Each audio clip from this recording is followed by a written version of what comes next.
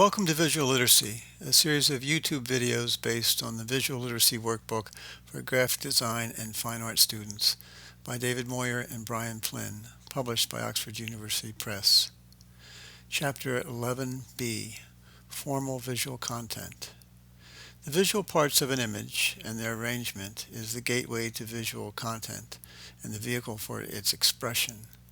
All visual images are formal and rely on the abstract properties of its design elements and their integration for the expression of visual content, whether the image is representational or non-representational, or is at the service of symbolic and/or narrative expression. Images may be purely formal in their content, with the working of their visual parts functioning solely to convey its subject matter.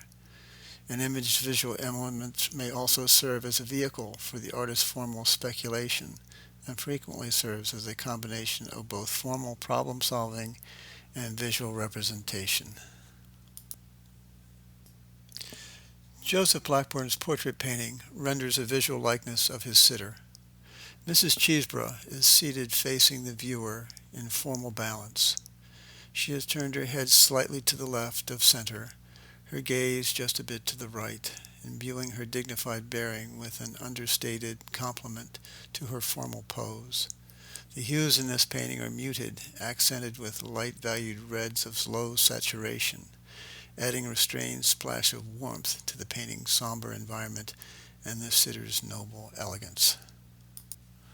Ami Phillips' portrait painting of Mrs. Mayer and daughter renders believable likenesses of mother and child, with delicately modeled facial features and the intricate lace bonnet worn by Mrs. Mayer. The sitters' bodies and clothing have been abstracted, emphasizing the flatness of their shapes, giving prominence, by way of contrast, to the finely depicted three-dimensionality of their faces. The shapes of the sitters' clothing organizes the form of the surrounding space all the better for their lack of three-dimensionality. Phillips' manipulation of the image's formal elements may have served utility rather than a purely visual investigation of formal possibilities, as he was an itinerant portrait painter, satisfying his clientele with visual likenesses of his sitters. The abstracted forms, requiring less time to paint, would speed his process.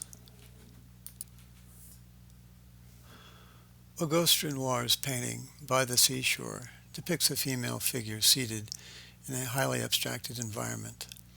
The young woman's delicate facial features have been carefully modeled, described in three-dimensional reality. Her body and clothing have been made less three-dimensional, dissolving into blurred brushstrokes and pattern. The landscape behind her having been reduced to color fields of coarse brush marks. The image's foreground is predominantly described in cool hues, with the warmer middle ground advancing forward upon the foreground in spatial illusion. The cool hues in the background recede in spatial illusion and is painted in sharper focus than the midground, but much less so than the head of the sitter in the foreground. The flattened, abstracted environment giving emphasis to the sitter's head. In this painting, the Impressionist Renoir is exploring the formal possibilities of melding an older, more realistic style of painting with the abstract qualities of Impressionism.